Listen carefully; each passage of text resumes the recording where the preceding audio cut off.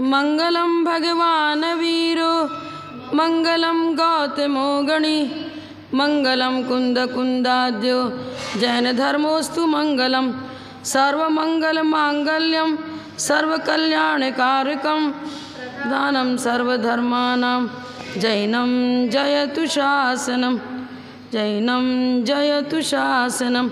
जय बोलो श्री अनंतानंद परम सिद्ध भगवान की, 1000 श्री चिंतामणि पार्श्वनाथ भगवान की, परम पूजाचार्य श्री आदिसागर जी महाराज की, परम पूजाचार्य श्री महावीर कीर्ति जी महाराज की, परम पूजाचार्य श्री विमल सागर जी महाराज की, परम पूज्य तपस्वी सम्राट आचार्य सन्मति सागर जी महाराज की, परम पूज्य प्रथम गणनियारिका रत्न श्री 105 विजयमती माता जी की, जैन धर्म की जिनवाणी माता की,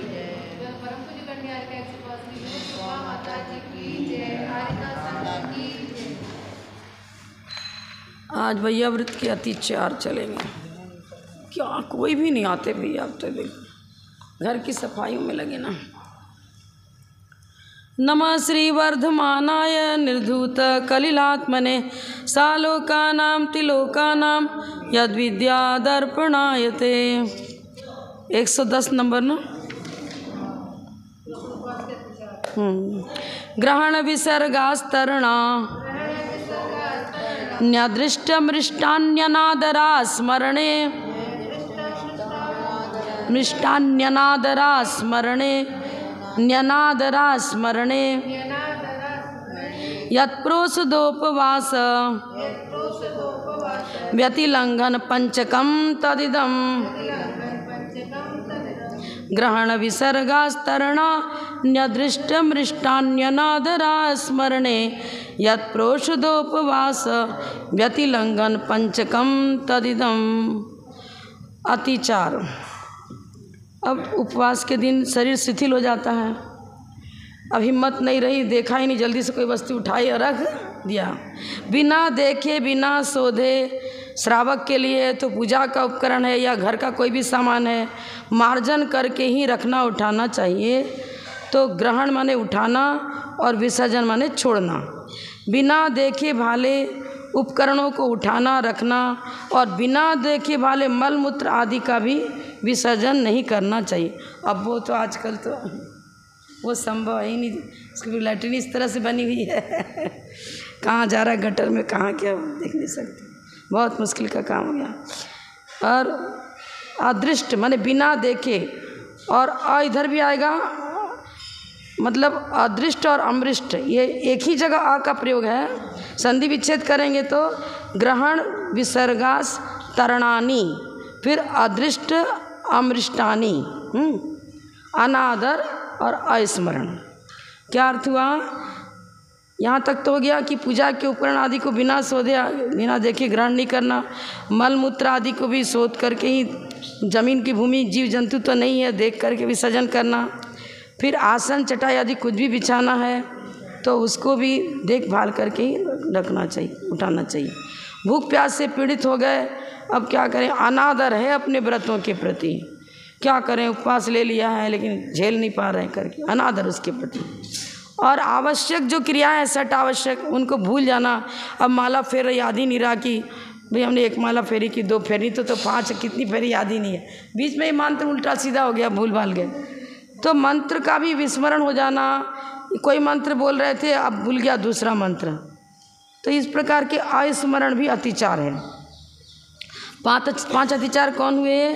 बिना देखे शोधे ग्रहण करना, बिना देखे शोधे मल मूत्र आदि का छोड़ना, बिना देखे शोधे बिस्तर आदि बिछाना, फिर अपने व्रतों के प्रति आदर भाव नहीं होना, और जो भी अपने साठ आवश्यक क्रिया उनके में से कुछ भी भूल जाना। मंत्र जाप सामायिक वगैरह के समय पाठ वगैरह कुछ बोल रहे थे, उपयोग इधर उधर हो गया, अब कहाँ बोले थे वही भूल गए, और क्या बोल रहे थे वो भी ध्यान नहीं रहा। ऐसे ये 5 अतिचार हो गया। 111 नंबर।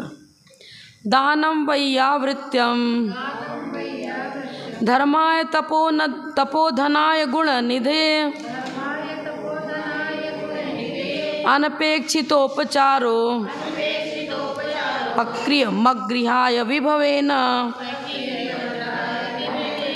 दानं वैयावृत्यं धर्माय तपोधनाय गुण निधे अनपेक्षितोपचारोपक्रिय मगृहाय विभवेन।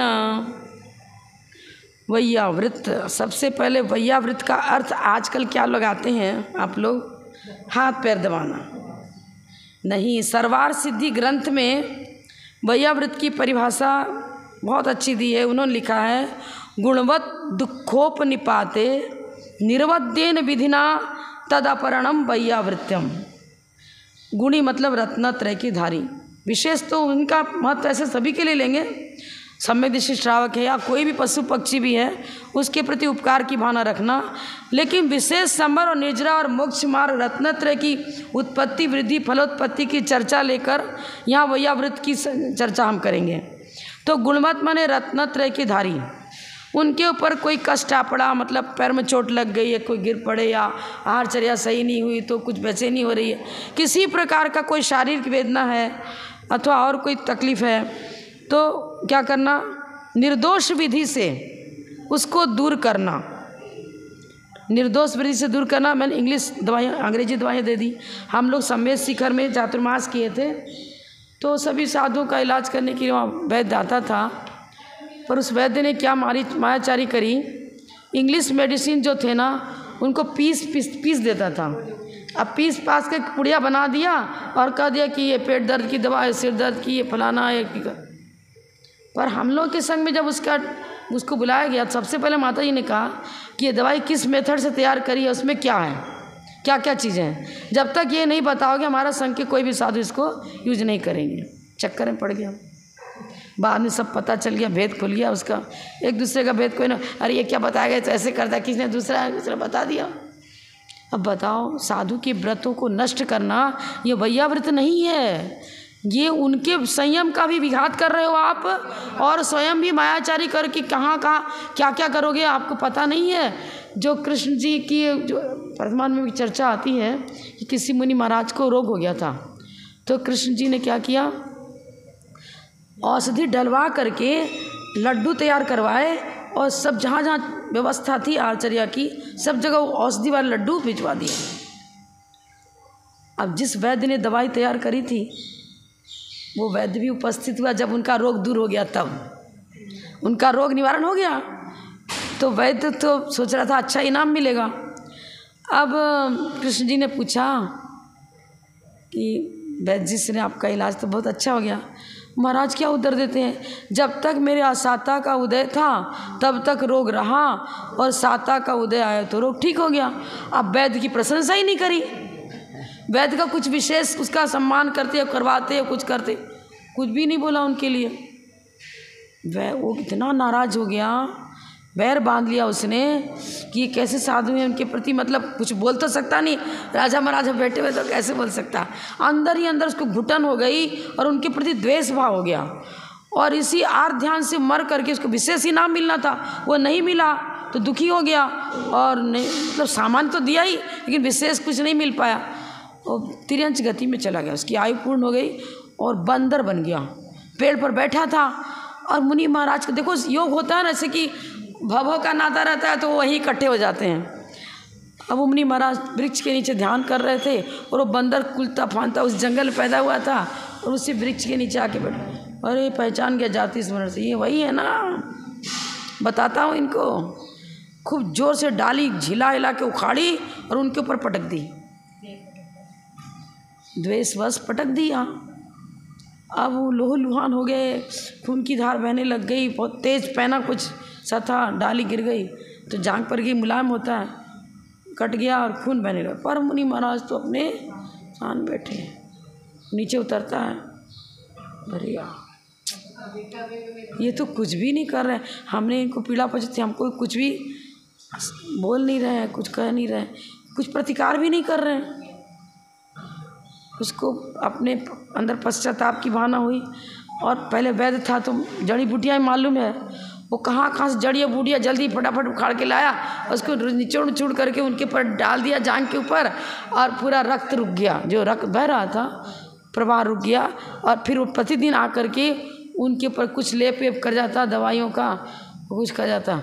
महाराज तो अब भी ठीक वैसे ही शांत है, तब भी शांत है। उनका पूरा घाव ठीक कर दिया उसने। अब वैयाव्रत करी ना, पाप का फल भी उसको मिला और वैयाव्रत का फल ये मिला कि वो रिद्धिधारी देव हो गया, जाके वैमानिक देव बन गया। और ये है वैयाव्रत की परिभाषा, निर्बद्ध विधि से। लेकिन कोई ऐसा नहीं कि मतलब अब सावध विधि से यदि तैयार कर रहे हो कुछ औषधि, आहारचर्या भी करा रहे हो और कुछ भी उल्टा सीधा कर दिया, कच्चा पानी पक्का पानी मिला दिया, अरे अब कौन इतना गैस चूल्हा जलाता, तेज गर्म पानी चलो कच्चा वाला ही मिला दे, तो महाराज करे बहुत गर्म है, हम कच्चा मिला दिया, सचित अचित हो गया ना। बर्तन भी धो रहे हो चौके में, कुछ भी काम है, टोटल गर्म पानी प्राशुद्ध किया हुआ जल ही काम में लेना पड़ेगा आपको। ऐसा नहीं कि सिर्फ सिकड़ी पर चढ़ा रहो तो गर्म पानी डाला और बाकी सारा काम ठंडे पानी से करो, गलत। कच्चा पानी जिसमें थोड़ा सा भी एक बूंद भी मतलब 2-4 बूंद रह गया अंदर में और उसमें आपने सामान डाल के दे दिया, सचित्ता चित्त दोष लगेगा, सचित्त और अचित्त। हाँ, फल भी धो रहे हो ना, जैसे फल बनाते हो तो भी कच्चा पानी से नहीं धोएंगे। मर्यादित का मतलब क्या करते हैं लोग, 1 मिनट चढ़ा दिए तुरंत, अरे ऊपर तक पूरा ऊपर से नीचे पानी हल्का गर्म होना चाहिए ना, नहीं तो कुछ मतलब ही नहीं है। चढ़ाया, अभी 2 मिनट ही नहीं हुआ, हाँ हो गया। नेक चाक करना जिसको बोलते हैं ना, अरे हाँ नेक चाक नहीं करने हैं वास्तव में विधि जैसी आगम में बताई है उस प्रकार की प्रक्रिया होनी चाहिए। तो बहुत बड़ी बात आचार्य लिख रहे हैं यहाँ पर सर्वार्थ सिद्धि ग्रंथ के अंदर। फिर उन्होंने क्या लिखा, और धवला ग्रंथ के अंदर क्या बताया, वैयावृत्त व्यावृत्ते यत् क्रिया तद वैयावृत्यम, रोग आदि से व्याकुल, व्यापृत माने व्यापृत का मतलब चित्त में विक्षोभ हो रहा है, वेदना का अनुभव हो रहा है, पीड़ा का अनुभव हो रहा है, ऐसे रोग आदि से व्याकुल साधु के प्रति जो भी योग्य उपचार किया जाता है वो सब वैयावृत है। आहार देना भी वैयावृत है, पैर धरना भी वैयावृत है, उनको पाठ सुना रहे हो जिससे उनका उपयोग उधर से शरीर से हट जावे, उनको कहीं भी चारों गतियों का चित्रण सुना रहे हो कि देखो महाराज अपन यहाँ समता भाव रखेंगे, आहार ध्यान होगा तो कभी भी आयु बंद हो सकता है, शरीर से मोह छोड़ दो, सबसे मोह छोड़ो, आप उनको संबोधन देना इस प्रकार से जिससे उनके परिणामों में वीतराग भाव जागृत हो जावे। क्योंकि जब रोग शोक होता है सारा तत्व ज्ञान एक तरफ, पीड़ा सब सहन नहीं होती है तो एक तरफ रह जाता है, कुछ समझ में नहीं आता। प्राणोत्सर्ग होता है, जब आत्मप्रदेश बाहर खींचते हैं निकलते हैं तो बहुत भयंकर मृत्यु की पीड़ा अलग ही होती, जन्म जरा मृत्यु तीनों की पीड़ा गजब की है। तो उस समय उनके चित्त को, उनके मन में साम्य भाव आ जाए, समता भाव आए, वेदना की तरफ से उनका उपयोग हट जाए, इस प्रकार कोई भी जो भी योग प्रक्रिया कर रहे हो वो सब वैयावृत है। जब हम लोग गिरनार गए थे तो आचार्य वर्धमान सागर महाराज जी बाद में आए, हम लोग पहले गिरनार पहुंच गए थे। तो आचार्य महाराज ने खबर पहुंचाया कि विजयमती माता जी को बोल देना कि मैं पहुंच जाऊं, उनके साथ वंदना करूंगी, तब वो करूंगा, तब वो विहार करेंगी, अभी विहार नहीं करना है उनको। ये तो हम लोग तो कुछ वंदना करके आगे निकलने वाले थे क्योंकि चातुर्मास तो वहाँ करना नहीं था, लेकिन आचार्य श्री की आज्ञा आ गई तो वहीं रुके रहे। महाराज का संग आया। अब उस समय की बात है कि चश्मा भी के भी प्लास्टिक का ये नहीं होना चाहिए, प्लास्टिक छुए तो 16 बदलना पड़े। अब पुरानी पद्धति हमारे संग की थी, माता की समाधि के बाद अब वो पुराना नहीं निभा पाए तो नहीं हो रहा। अब आचार्य वर्धमान सागर महाराज की इच्छा थी कि उनका हार मेरा सब एक जगह हार हो, तो माता जी तो पड़ गई नहीं क्योंकि प्लास्टिक चश्मा लगा के जाते थे लोग। अब आचार्य श्री ने पूरे संघपतियों को बुलाया और जितने भी श्रावक यहाँ पर हैं अभी आहार देने वाले, उन सब का चश्मा ले जाओ और सबका ये चाहे पीतल का स्प्रे करवा के लाओ, जैसे जहाँ हो करा के लाओ, प्लास्टिक नहीं रहना चाहिए। तत्काल और निर्मल कुमार सेठी का उनका चौका लगता था, सब पूरे चश्मा दूसरे दिन पूरे का सबका चेंज हो गया। उसके बाद अब माता जी चक्कर तो लगा रहे थे, फिर उनके अब महाराज पढ़ाने वाले विधि मिला ही नहीं सके, फिर महाराज ने सख्त आज्ञा दी, नहीं मेरे साथ ले, आहार करना यही विधि है। आज साथ में आहार हो गया, सब एक दूसरे बड़े माता जी के पास तो हम लोग प्रतिक्रमण नहीं करते, आचार्य श्री माता जी सब पूरा ही संग एक ही जगह प्रतिक्रमण, एक ही जगह स्वाध्याय सब होता था। अब जब वंदना को निकले साथ में, उनका शरीर भारी था, थोड़ा सा चढ़ने पर 7 बार रुकते रुकते रुकते माता जी का शरीर बिल्कुल फटाफट चढ़ जाते थे। लेकिन देखो वैयावृत की चर्चा कर रहे हैं, जैसे महाराज चलते थे बात साथ ही माता जी ने स्वयं भी चलते रहे साथ साथ में। पूरे टोकों की वंदना साथ में कराई। जब प्रद्युम्न का टोक आने का वाला था तो आधी दूर तो आचार्य श्री पहुँच गए, मगर अब नहीं, मेरे से बस का नहीं जाऊँगा, नहीं जाऊँगा। चौथी टोक का हल मतलब वो चौथी टोक मान लो पहुँच भी जाए ना तो पकड़ करके ऊपर, बीच में कोई ये नहीं था कि उस पर पैर रखें, हाथ खींच करके ऊपर चढ़ाना पड़ता था। नहीं कर पाया तो वो हताश हो गया एकदम। और नीचे उतरे तो इतनी उनको बेचैनी हो गई कि ग्रीष्म काल था, गर्मी का महीना, और 12 साढ़े 12 बज गए। उतरते उतरते चट्टाने एकदम गर्म, और आहारचर्या भी नहीं हुई, प्यास की वेदना अलग हो रही थी। तो फिर माता जी ने कहा, आहार कोई संग का कोई व्यक्ति आहार को नहीं उठा, आचार्य से नहीं उठे, कैसे उठेंगे अपन। और माता जी हम लोग को तो कह दिया कि तुम लोग गर्मी बर्दाश्त नहीं, आप अपने स्पीडली उतर जाओ, अपना पाठ वाट करो। पूरे संघ के लोगों को आज्ञा दे दी कि आप लोग उतरो। बस जो मेन 5-7 लोग थे आचार्य श्री के साथ, बड़ी माता जी साथ मेरा। फिर माता जी ने क्या किया, जहाँ पर आचार्य श्री का कमरा था, रुकने का था, चारों तरफ से गीली दरी को पूरा गीला करवा करके डलाया, और बाहर से फैन लगवा दिया सब एक, ताकि वो अंदर ठंडी हवा पहुँचे। और फिर श्री कल्याणक तेल बहुत ठंडा होता है, सब लोगों को, जेंट्स लोगों को लगा दिया महाराजों की वैयावृत में, और हम सब लग गए मादाई लोग वैयावृत में। पूरा पानी मिला के तेल में खूब ठंडक, जिससे पूरे शरीर में ठंडक आ जाए, बेचैनी दूर हो जाए। आधा पौन घंटा तक वैयावृत चली। उसके बाद महाराज को बहुत शांति पड़ गया, भैया उठ जाऊँगा, हार जाऊँगा। तो हार को नहीं उठ रहे थे वो पूरे। उसके बाद क्या बताएं, मतलब हर रोज़ ये आज्ञा थी कि उनके संग की पूरी माता जी की वैयावृत हम लोग को करना पूरा। अब वो सब विरुद्ध थी हम लोग का, तो वो तो कैसे आते करने को।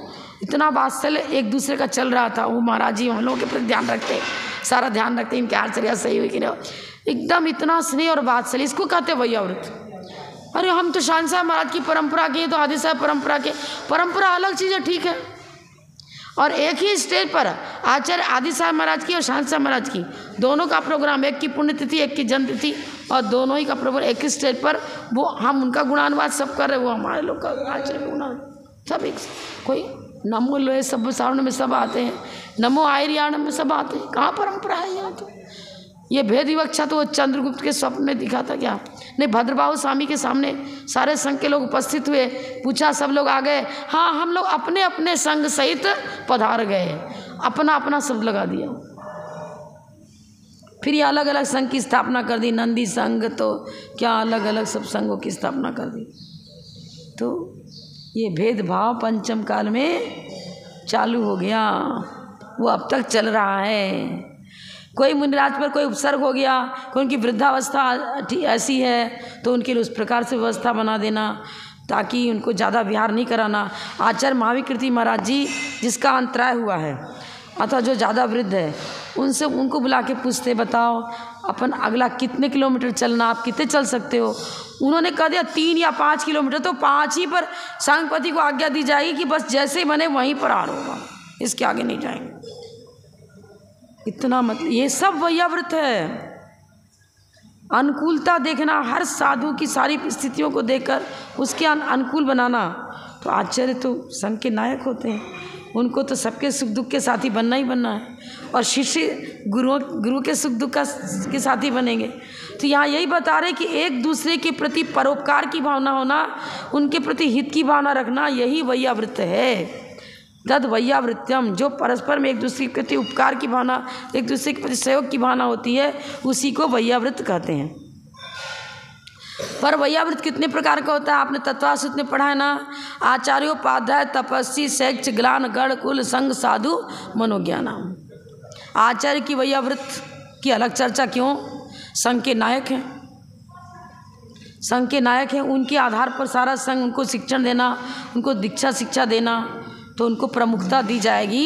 लेकिन प्रमुखता का अर्थ ये नहीं है कि हर जगह प्रमुखता, उनकी विनय विशेष करेंगे, विशेष उनके प्रति ध्यान रखेंगे, लेकिन अन्य लोगों का भी ध्यान रखेंगे, ऐसी बात नहीं है। आचार्य के समय तो सभी का पूरा ही ध्यान रखेंगे, जे नहीं किया तो क्षुल्लक है, अरे इसको तो खाली रोटी दाल परस हो गया, काम खत्म।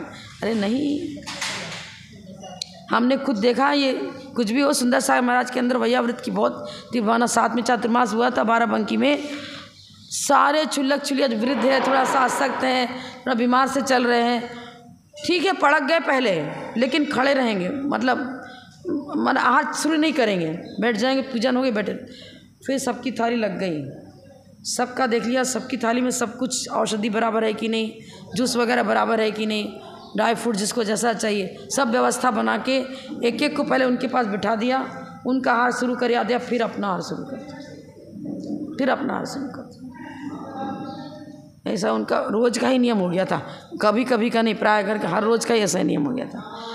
तो ठीक है, ये सब बात चल है, ध्यान रखना साधु को वैयावृत करना। इसी तरह पूरे संघ के प्रति यथायोग्य जैसी जैसी मतलब जिसकी है, जिस आप ये कोई समय ऐसा आवश्यक आ गया कि क्षुल्लक की ज़्यादा जरूरी पड़ गई, बीमार ज़्यादा चल रहा है, समाधि का समय, तो ये छोड़ेगा पहले आचार्य। अरे जिस समय ये तो अपने प्रत्युत्पन्न मति उस समय लगाओ कि किस समय इमरजेंसी है तो हम किसके पास पहले पहुँचे। आचार्य महाराज आज्ञा दे देंगे, क्षुल्लक महाराज को उठा दो पहले, उनकी स्थिति खराब हो रही है, उठा देंगे, किसको भी उठा देंगे पहले। कोई आरिका का अंतरा हो गया, कुछ तकलीफ ज़्यादा, पहले इनको हार को उठा दो, मतलब आचार्य के पहले भी हार को उठवा देते हो, खुद ही का के उठवा देते थे। तो ये सब वैयावृत के लक्षण यथायोग अपने को तो उसी समय बुद्धि लगानी पड़ेगी कि किसकी वैयावृत किस प्रकार से करना और कैसे करना। तो इसका डिटेल तो आप तत्वार्थ सूत्र में पढ़ ही चुके, आगे ज़्यादा चर्चा करने की आवश्यकता नहीं है। अब इन्होंने क्या बताया, दानम वैयावृतम, दान क्या चीज़ है, दान किसे कहते हैं, तत्वार्थ सूत्र में क्या बताया, अनुग्रहार्थम सत्सात सर्गो दानम। दान इसलिए करते हैं श्रावक, ममत्व छूट जाए परिग्रह के प्रति, परिग्रह के प्रति ममत्व छूटना ये दान का लक्षण है।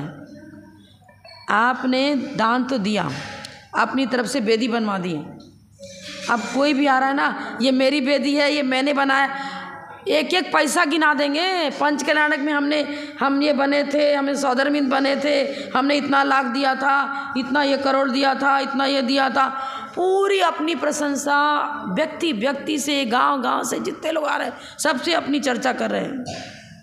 पंच कल्याणक में मैंने इतना दान दिया, भोजन व्यवस्था मेरी तरफ से थी, अमुक कार्य मेरे तरफ से था, मंडप मैंने बनवाया था, सब मैं। जब आपने लगा दिया, अभी दी वस्तु के प्रति मैं और मेरापना नहीं छूटा, तो जो दान देने से सातिशय पुण्य होना था नहीं होगा। ममत्व छूटा ही नहीं, बाह्य द्रव्य छूट गया लेकिन ममत्व नहीं छूटा। बाह्य द्रव्य तो देखो ना, बेचारे त्रियंश है, गाय भैंस, इनके पास ना कपड़ा है, ना कछ, ना गृहस्थी है, ना बर्तन है, ना भांडा है, ना फर्नीचर है, ना मकान है, तो सबसे पहले निष्परिग्रह तो वही हो जाएंगे। फिर तो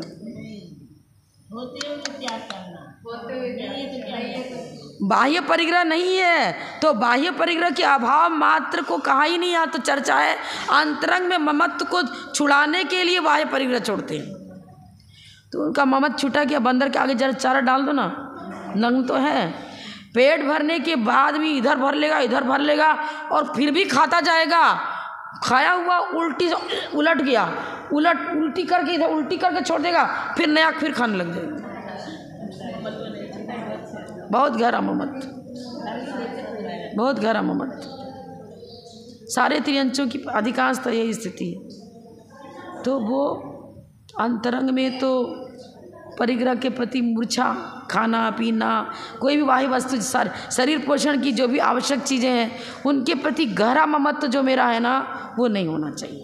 ये वैयाव्रत शिक्षा व्रत चल रहा है, अपने अणुव्रतों की जिससे रक्षा होती है उसी को हम शिक्षा व्रत कहते हैं, गुण व्रत और शिक्षा व्रत।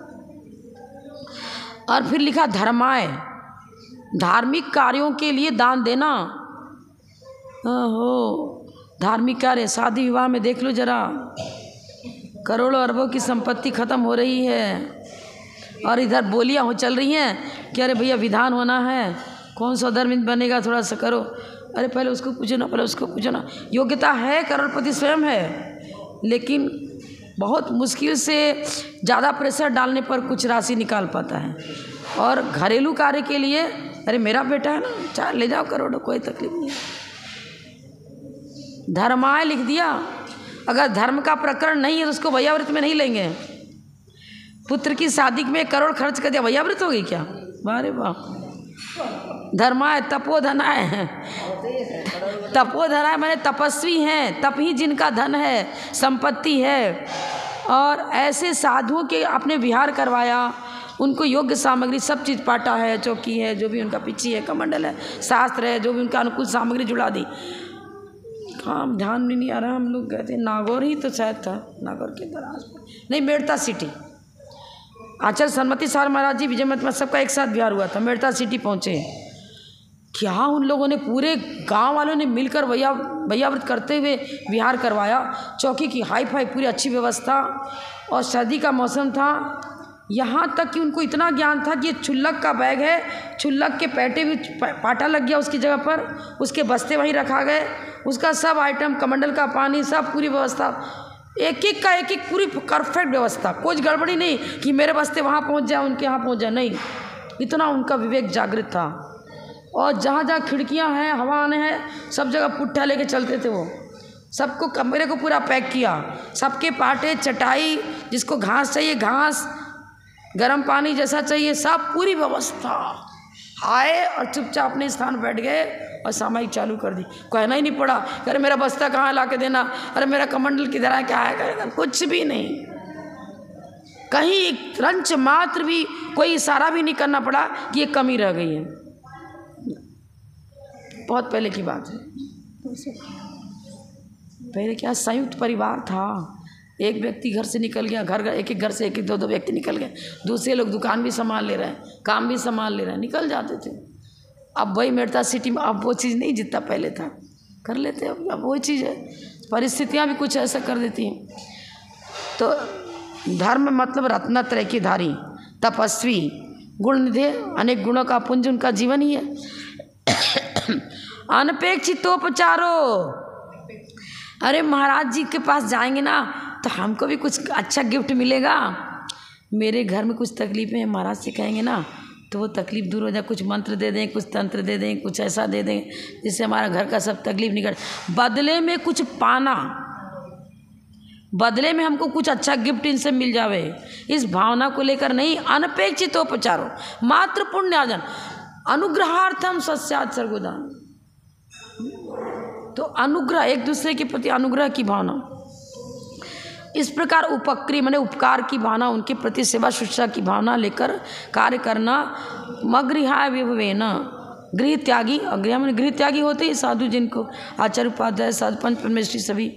अब आचार्य आनंद सिद्ध को तो लेंगे ही नहीं, आचार्य उपाध्याय साधु की चर्चा है यहाँ पर। उपकार की इच्छा से रहित, किसी प्रकार की अपेक्षा से रहित दान देना, इसको वैयावृत्त कहते हैं। अनगार गृह रहित, गुणों के खजाने, तपस्वियों के लिए विधि द्रव्य दात्र पात्र विशेषा तद विशेषा, उस प्रकार से दान देना, दान की विधि को समझते हुए कार्य करना। धर्म के लिए मेरे भी रत्नत्रय की, मेरे अंदर भी रत्नत्रय की उत्पत्ति वृद्धि हो और इनके रत्नत्रय की वृद्धि हो। महाराष्ट्र में कर्नाटक की चर्चा आचार्य महाराज जी की बात सुनाती थी माता जी, आहार कराते समय, यद्यपि वो एकदम गरीब भी नहीं कहेंगे, खेती बाड़ी है, अपना जीविका अच्छी चलती थी, ऐसी बात नहीं है, लेकिन आप सोचो कि बहुत रिच फैमिली वाले, वैसे भी नहीं थे। अपने खेती का अनाज कूटना, पीसना, खुद बनाना, चोखा तैयार कर लिया और क्या बोलते थे, महाराज मैं आपको आहार दे रहा हूँ, आपके रत्नत्रय की उत्पत्ति वृद्धि फलोत्पत्ति हो, आपका तप बढ़े, आपका ध्यान बढ़े, आपका ज्ञान बढ़े, आपका सम्यक दर्शन निर्मल हो, निकट भव में मोक्ष चले जाओ, हैं, इस भावना को लेकर मैं आपको आहार करा रहा हूँ, बोलते जाते। फिर महाराज ने क्या बताया, देखो ना, अच्छे धनपति उनके आहार हुआ था तो मेरे परिणाम उतने निर्मल नहीं बन पाए, और इनके आहार करने के बाद पूरी रात नींद ही नहीं आई और माइंड भी फ्रेश रहा और ध्यान में इतनी विशुद्धि बढ़ी कि मैं कह नहीं सकता। महाराज प्रतिक्रमण की बात बता रहे हैं, मेरी विशुद्धि आज सामायिक में बहुत अच्छी हुई थी और बहुत विशुद्ध परिणाम बने, थकान भी नहीं हुई, साधना मेरी आज बहुत अच्छी हुई। कि वही खिलाया क्या था उन्होंने, अरे वो तो घर का दूध था, घी था और ज्वारी की रोटी थी, यही सब खिला दिया और कुछ नहीं था उनके पास, ना काजू था, ना किशमिश थी, ना अखरोट था, ना फल था, ना जूस था, ना कोई मिठाई थी, कुछ भी नहीं था। न्यायोपात धन, देय वस्तु और दाता के 7 गुण सब होना चाहिए ना, दाता देने वाला, फिर पात्र दात्री, विधि द्रव्य दात्री पात्र विशेषा तद विशेषा, सब होना अब आज के युग में बहुत मुश्किल है। ढूंढने पर भी शायद ही कोई इक्का दुक्का मिल जाए तो कठिन ही है। लेकिन सुना है कि जो किशनगढ़ वाले RK मार्बल वाले हैं ना, वो पंच कल्याणक में कहीं ऐसे गए हुए थे, किस में गए थे, कहाँ कार्यक्रम में देते, और उनके पीछे में छापा पड़ गया। पड़ जाने दो, पूरा एकदम एक भी उनका मतलब व्यापार में कहीं भी कोई त्रुटि नहीं निकाल सके छापा वाले। वो पूरा जितना भरना चाहिए टैक्स वैक्स सब बराबर उनका बराबर है, सब कुछ कर रहे थे, तकलीफ ही नहीं। आया पूरा ढूंढा ढांडी सब कर लिया, घर मकान दुकान सब, कहीं कोई त्रुटि नहीं। और इनको कोई टेंशन ही नहीं है, सॉरी आप जाओ तो सही, हमें ज़रूरत ही नहीं जाने की। हमारे जो स्टाफ है वर्कर्स देख रहा है, सब कोई तकलीफ नहीं है। वो जो चीज़ मांगते गए यहाँ दिखाओ, ये दिखाओ, दिखा देगा सब कोई। पूरा ईमानदारी का है काम। पर संपत्ति कितनी बढ़ गई, भव का पुण्य। क्या पता उनका भव का पुण्य होगा तभी आज, लेकिन अभी वर्तमान का जिसके पास मात्र वर्तमान का पुण्य है, अभी अपने भाव मान लो अच्छे हैं आपके, सबके बहुत अच्छा है, धर्म भी कोई गलत काम नहीं करते, लेकिन हमारा पूर्व भाव का पाप है, इसके कारण ना संपत्ति बढ़ पा रही है, ना रोग हट पा रहा है, ना घर में सुख शांति रह पा रही। तो कहीं ना कहीं का तो पाप खा ही रहा है ना। यही तो बात है ना। श्लोक वार्तिक में किसी ने पूछ लिया, प्रश्नकार प्रश्नोत्तर करते हैं, तो टीकाकार में प्रश्न किया जा रहा है टीका में कि भाई क्या सीता महारानी ही एक सती साध्वी थी क्या, जो उनके लिए देवत्व आ गए उनके और अग्नि का सरोवर कर दिया, सब कर दिया? क्या आज की जनता, हम लोग का भी तो शील बहुत निर्मल है, तो हमारे पर विपत्ति आती, देव कहाँ नहीं आते, उन्हें आना चाहिए ना, उनको आ जाना चाहिए। क्या उत्तर दिया विद्यानंद महाराज, श्लोक वार्तिक के रचयिता, क्या लिख रहे हैं? आपका 1 प्लस मात्र वर्तमान का है, मान लो अधिक से पूर्व भव का 1 भव का 2 प्लस हो, लेकिन सीता महारानी के कई भवों के प्लस पर प्लस चल रहे थे, वो अनेक प्लस मिल गए ना, वो मिल करके तब उनका आसन कंपायमान हुआ, उनके पुण्य वर्णा ऐसी पहुंची। ठीक उसी समय महेंद्र उद्यान में मुनिराज को केवल ज्ञान हुआ और उसी मार्ग से वो दल बल सहित सौधन में निकला, उनके पुण्य वर्णा सारा निमित्त अनुकूल अपने आप उपस्थित हो गया। आपका इतना पुण्य, तीर्थंकर को जब गर्भ कल्याणक हुआ, जन्म कल्याणक हुआ, तो अपने आप जन्म कल्याण सौधर्मिंद का आसन कंपायमान हो गया। तो और भी तो थे महापुरुष में, 63 शिला का महापुरुष में और भी तो थे, भव का पुण्य उनके साथ भी था, लेकिन जितना पावर उनका पुण्य का था उतने पावर का पुण्य अन्य के पास नहीं था। इसी तरह जितने पावर का पुण्य सीता, अंजना और मनोरमा का था, उतने पावर का पुण्य मेरे पास नहीं है, इसलिए देवी देवताएं उपस्थित नहीं हो पाए। कितना सटीक उत्तर दिया।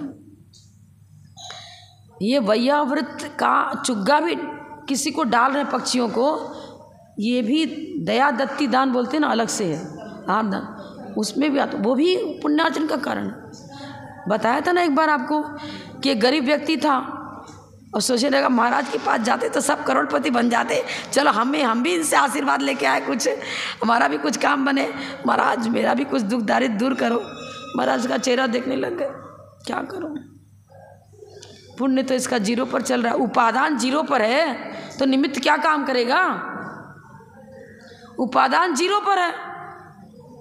कुछ बोले ही नहीं महाराज। फिर दूसरे दिन महाराज ऐसा कर, तू रोज पक्षियों को थोड़ा चुग्गा डाल दिया कर, अनाज तेरे घर में इतना तो 1 मुट्ठी डाल तो सकता है, 2 मुट्ठी, हाँ इतना तो कर सकता है, पुण्य कुछ पुण्य आर्जन किया कर तो सब कुछ तेरा हो जाएगा। डालने लग गया, थोड़ा ही समय गया, अब उसका कम का नंबर कुछ तो आ गया, 0 से 1 2 पर 5 पर कुछ तो पुण्य आ गया ना, भले ही निरत से पुण्य हुआ तो सही। अचानक एक व्यक्ति बोलता है अरे मेरे को ज़मीन खरीदना, वो अमुक ज़मीन किसकी है? बोले वो तो मेरी है। तो बेचेगा क्या? बिना बोलना भी नहीं पड़ा, अपने आप आ गया ग्राहक, जो कई वर्षों से ज़मीन ऐसी पड़ी थी, कंडर को बेच नहीं लग रहा था, उसके परिवार की थी। अब वो तो हाँ, और मुंह मांगा दाम देने को तैयार हो गया, प्लॉट बिक गया, सारा व्यापार धंधा सब अच्छा हो गया, आचार्य श्री का आशीर्वाद मिलने लग गया, फलीभूत हो गया। शिवा पक्षी भी है, कोई एकेंद्रीय, हमारे यहाँ तो एकेंद्रीय से लेकर पंचेंद्रीय तक सभी जीवों के रक्षण का भाव, दया भाव, जब ही तो दया को धर्म का मूल कहा है। भेदभाव नहीं करना। अरे तो वो वाले महाराज है ना, ये मारे में नहीं है, जी जाने वो कर। अरे आप तो मंत्री को फ़ोन करो, एक कहेगा अध्यक्ष को फ़ोन करो, एक कहेगा उसको फ़ोन करो, हम नहीं जानते। तो सब पीछे हट रहे हैं और उनके अनुकूल कोई महाराज जी आ गए इस वक्त। और आप फ़ोन करने की भी आवश्यकता नहीं है, शायद रोज़ गाड़ियाँ दौड़ रही, आपको तो आना ही पड़ेगा मेरे गांव में। और एक आते हुए पे को भी कुछ बात नहीं, वो बाहर स्कूल में आहार करके बाहरी बार चले गए। ये स्थिति है। अनपेक्षितोपचारो, ये मेरा ये तेरा संकीर्ण भाव, ये भी तो अपेक्षा हो गई ना, मेरे तेरे अपेक्षा ही तो हो गई। मेरा पुत्र है तो बड़े से बड़े डॉक्टर का इलाज कर रहा है और आपके घर में काम करने वाला कोई सेवक है। अरे मेरे को कुछ उधारा दे दो, एडवांस कुछ दे दो। एडवांस कुछ नहीं मिलेगा, जा दो। क्या नहीं, अपने मुख का ग्रास भी यदि निकालना पड़ जाए, किसके ऊपर विपत्ति है तो दे देंगे हम तो।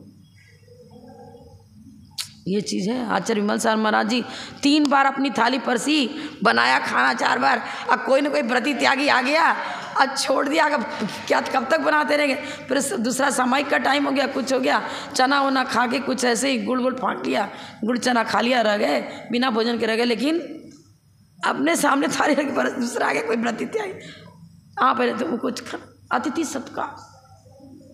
व्रती है ना, पद्माधारी हैं, 3 गुण व्रत, 4 शिक्षा व्रत, सभी भैया व्रत सभी हैं उनके साथ। टाइम तो होने को गया।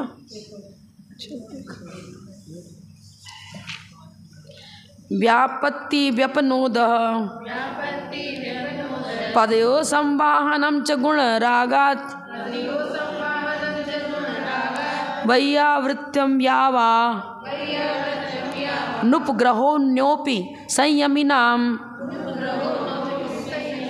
ये एक साथ ही भूलेगा। वैयावृत्यम यावा नुपग्रहोन्योपि संयमिनाम, यावा नुपग्रहोन्योपि संयमिनाम। मिला दिया है ना असल में, क्या ऐसे अलग करके बोल सकते हो, लेकिन कोई तकलीफ थोड़ा सा फिर यावत तक ही बोलना पड़ेगा। व्यापत्ति व्यपनोद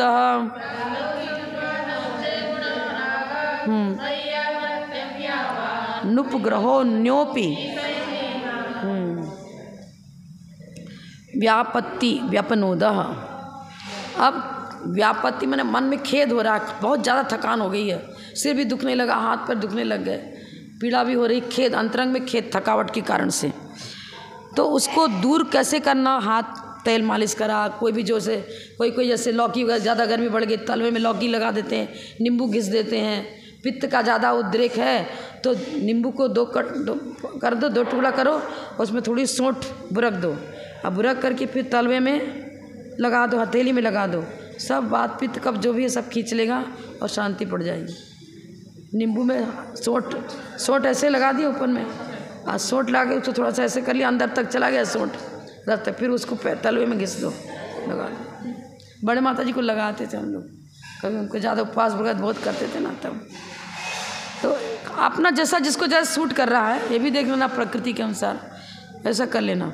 तो जैसा वात पित्त कफ जैसा उद्रेक है उसके अनुसार उनकी वैयावृत्त करना, तेल मालिश करना, हाथ पैर दबाना, ये भी वैयावृत्त है खेद को दूर करने के लिए।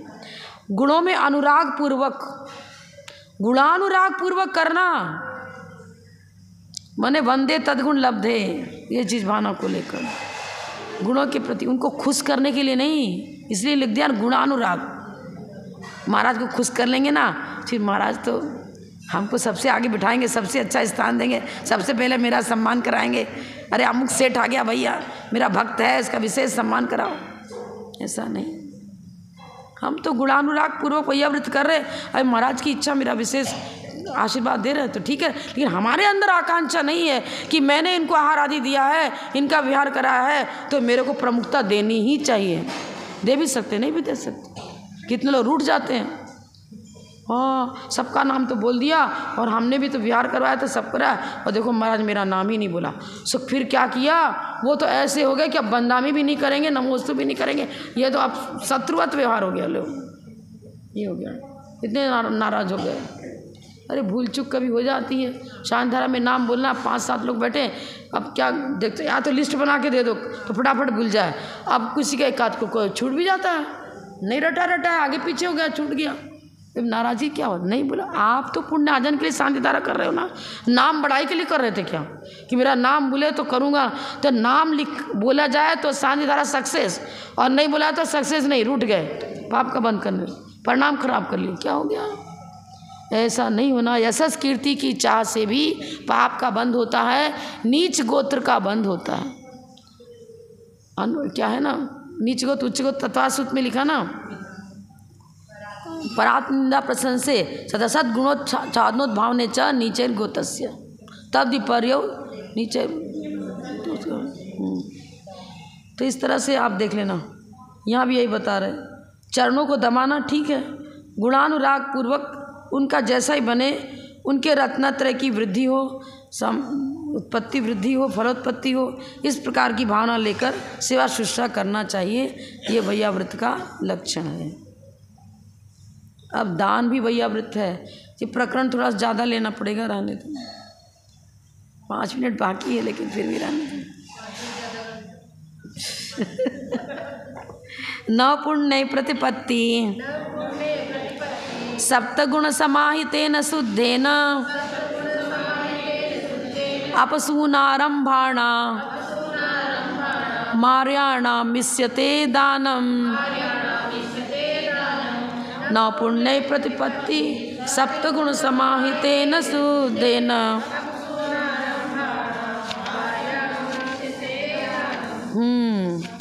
अब क्या बता रहे हैं? सबसे पहले बना 9 पुण्य प्रतिपत्ति। 9 का अर्थ क्या लेंगे? 9धा भक्ति। 9धा भक्ति पूर्वक पवित्र परिणामों से, विशुद्ध परिणामों से, दाता के 7 गुणों से सहित होकर के अपसूनारंभाणाम, अपसूना पंचसूना दोष होता है ना, खेती बाड़ी आदि जो करते वो भी, इन सब से रहित ऐसे मुनीश्वरों को, कोई ऐसे कुदेव कुशास्त्र, यहाँ भी आप दान तो देते हो, प्राय करके लोग दे देते हैं, पर यहाँ पर यह नियम क्यों लगा दिया? रत्नत्रय की उत्पत्ति वृद्धि में तो यही वाला दान काम करेगा। मुनियों को जो उन्होंने आरंभी हिंसा, उद्योग, सब प्रकार की हिंसा का त्याग है, महाव्रती हैं, तो 80 कृषि वाणिज्य आदि नहीं करते हैं, मुनिराज जो गृह त्याग कर दिया, महाव्रती हैं। ऐसे मुनीश्वरों की, यतियों की, उनको सेवा करना, उनको आहार आदि देकर उनका सत्कार करना, ये हुआ दान का लक्षण। अब दाता के 7 गुण कौन से हैं? आपकी पुस्तक में देख लो। श्रद्धा, तुष्टिर, भक्ति, विज्ञान, मलुबता, क्षमा, सत्वम, सत्यम, यस्यैते सप्तगुणा तम दातारम प्रशंसन्ति। पंच सुना तो सब जानते हो ना, कुटना पिसना आदि सब। दाता के श्रद्धा नहीं है, लेकिन देखा देखी कर रहे हैं। अब क्या करें, मैं तो अध्यक्ष हूँ, अब ये लोग चौका लगा रहे तो माता जी महाराज कहेंगे, रहे तूने चौका नहीं लगाया तो लगाना पड़ेगा। अंदर में श्रद्धा नहीं है तो भी लगाना पड़ेगा करके कर रहे हो। संतोष नहीं है। संतोष नहीं का मतलब क्या? अब मुनिराज तो व्रत परिसंख्यान व्रत लेकर निकले थे, 8 दिन हो गए, आचार्य श्री का आहार ही नहीं हो पाया। आप विधि नहीं मिला पा रहे, हम क्या करें?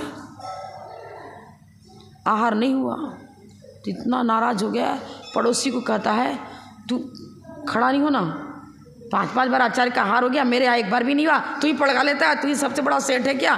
तू ही पड़गा के ले जाते हैं सबको, और हम लोग का कोई महत्व नहीं है क्या? तुम नहीं पड़गाओगे आचार्य महाराज को? लड़ने लग गया पूरा। अरे आपकी विधि नहीं मिली तो क्या करें? भरतपुर में ऐसा हुआ, गणनियार का विजयमती माता जी थी ना, उनके गृहस्थ अवस्था के परिवार वाले थे, तो श्रीमती प्रतिमाधारी भी थी, चौका लगाती थी। अब तपस्वी सम्राट विधि लेके निकले, पहले दिन उसके आहार हो गया, पुण्य भी उसका हो गया, 1-2 दिन का फिर उसके आहार हो गया, फिर 1 दिन छोड़ के फिर आहार हो गया। अब बाकी उसी गली में कई चौके हैं, वो विधि उनकी मिल ही नहीं पा रही, हम क्या करें? नहीं मिल पाई, तो सारे के सारे उखड़ गए, हमारे यहाँ मेरे यहाँ तुम्हारी पड़गा लेते, सब कर लेते, ऐसा कर लेते। तो आचार्य श्री की बात पहुँची, तो आचार्य श्री कहे इसमें कोई नाराज़ नहीं होना चाहिए, समझाए उन लोगों को। फिर क्या उनका मन खुश कर, चल भाई सिंपल विधि ले ली, सब कुछ रहो, आर ठीक है, लेकिन इसमें आपस में भिड़ना नहीं चाहिए। राग द्वेष, अरे आप अपने पुण्य को बढ़ाओ और उनके वाले को, अरे मेरे आप ऐसा अगर आप विधि जल्दी मिला लेते हो, एक बार मेरे घर में आके पड़गा लेना, आप पड़गान कर, ऐसे कर लो ना, बात से ले। ऐसे थोड़ी होता है कि लड़ना पछड़ना चालू कर दिया। श्रद्धा, तुष्टि, भक्ति भी होना, विज्ञान, विवेक पूर्वक आहार देना, लोभ नहीं होना, क्षमा भाव रखना, धैर्य रखना, सत्व, आत्मबल, धैर्य रखना, ये सब चीज़ होना। ये क्या है, आप इस सब संक्षेप में सब एक तरह से एक ही तरह की चीज़ें हैं। जैसे मान लो भक्ति की चर्चा है, कोई महाराज हैं, अब उनको उपवास करे थे और आपने आहार में अच्छे गरम गरम और चीज़ रख दिया, उनको अनुकूल पड़ ही नहीं रहा, उनको झुंझलाहट भी आ रही आहार करते करते। एक बार क्या हुआ ना, हम लोग कहाँ पर थे, कचनेर में, मुनि सुब्रतमती माता जी तपस्वी सम्राट आचार्य महाराज से दीक्षित थी और कचनेर में कुछ दिन तक रुकी थी। वृद्धावस्था नहीं चल पाए तो उनकी और परिवार वाले आ गए थे, संभाल रहे थे, श्रावक लोग भी संभालते थे, समाधि चल रही थी उनकी। हम लोग का संग भी वहाँ पहुँच गया था और उनको उन्होंने निरापकाचार्य सूर्य सागर जी को बनाया था, वो भी आचार्य से दीक्षित थे। अब कई दिन हो गए उनका प्राणोत्सर्ग हो ही नहीं रहा, महाराज को चलना था बिहार। बेचारी 2 उपवास कर रही है, एक आहार ले रही है, कभी 3 उपवास करके एक आहार। आखिर ऐसे थोड़ी कि भैया घुट कर मार डालो, ऐसे थोड़ी होता, कोई नहीं हो रहा कुछ। अब क्या करा, वो क्या करती, हमको लिक्विड लेना है सिर्फ, खाद्य स्वाद सबका त्याग। अब उनकी बेटी, खुद की बेटी, उनकी बेटी तो नहीं कहेंगे, मतलब पूर्वावस्था के पीछे वो संभालती थी पूरा, उसने संतरे का जूस भी निकाल लिया, अनार का जूस भी निकाल लिया और भी एप्पल का जूस निकाल लिया, ऐसे 4-5 प्रकार के, मैं 6-7 हरी लेना था तो लिक्विड जूस ही जूस लेना था, तैयार कर लिया उन्होंने। अब ये आए, चौके में घुस गए, जितने जूस के जग थे सब गायब कर दिए, दूसरी जगह पहुंचवा दिया। अब इसको तो जीवित रह जाएगी या इसको सब पीती रहेगी तो जीवित रह जाएगी। अब वो चौके में पहुँचे, अपनी बेटी की तरफ देखे, इतना आंखें लाल लाल कर ली, गुस्सा, इतना प्रणाम खराब कर लिए, मेरे को इतनी प्यास लग रही, इतना कोरा पानी पी भी नहीं रहा, कुछ नहीं हो रहा, रस परित्याग था उनको नीरस का, तो फिर नीरस में जूस तो ले सकते ना। अब इतना उन्होंने क्या तकलीफ, उनको बहुत परिणाम उसके खराब हो गए थे। और फिर क्या पता नहीं क्या कोई नस वस नीचे से क्या किया, कुछ कर दिया, जीव बाहर निकल गए।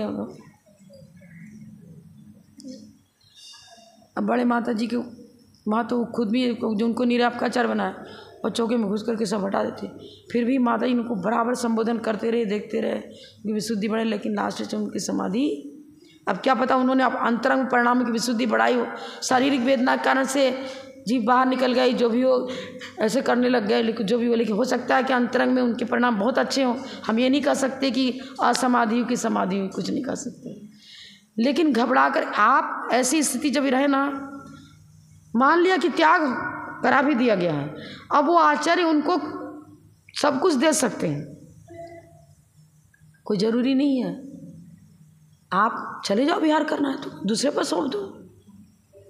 अब जब प्राणोत्सर्ग, जब आयु पूरी होगी तो उनकी आयु बलिष्ठ है, पुराने लोग का शरीर बहुत बलिष्ठ होता था, बचपन में खूब घी खूब खाते थे, खूब मलाई खाते थे, खूब मक्खन खाते थे, जल्दी प्राणोत्सर्ग नहीं होते। आचार्य शांतिसागर महाराज जी क्या कह रहे थे, यदि इसको पानी भी देता रहूँगा तो ये बहुत लंबा टाइम निकाल देगा, सो उपवास करना चालू कर दिया। और हमारे जैसे लोग तो यदि 2 उपवास भी करा दो तो राम नाम सत्य हो जाएगा, अनंत नाम सिद्ध हो जाएगा 5 उपवास करने बात छोड़ दो, शरीर बल नहीं है, भूख प्यास सहने की शक्ति नहीं है। तो जिसकी समाधि करा रहे हो या उनको वैयावृत करने को पहुँचे हो, उसकी इच्छा अनुसार वो कितना चाहता है, वो चाहता है कि नहीं मुझे भोजन भी चाहिए, वो चाहता है कि मुझे जूस चाहिए, तो आप उनको देते रहो, उनकी इच्छा अनुसार उनका आहार कराते हुए समाधि कराओ, ये तरीका है वैयावृत का। हम तो चारों प्रकार के आहार जल का त्याग कराएंगे तब तो समाधि होगी, समाधि नहीं होगी असमाधि हो जाएगी। स्वयं समाधि कराने वाला भी पाप का बंद कराएगा और समाधि वाले का परिणाम बिगड़ गया तो भी दुर्गति का पात्र बन जाएगा।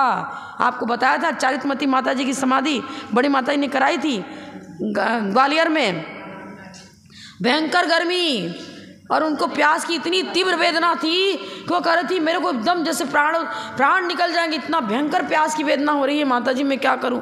माता जी ने कुछ नहीं, आपको क्या चाहिए, और नारियल का पानी।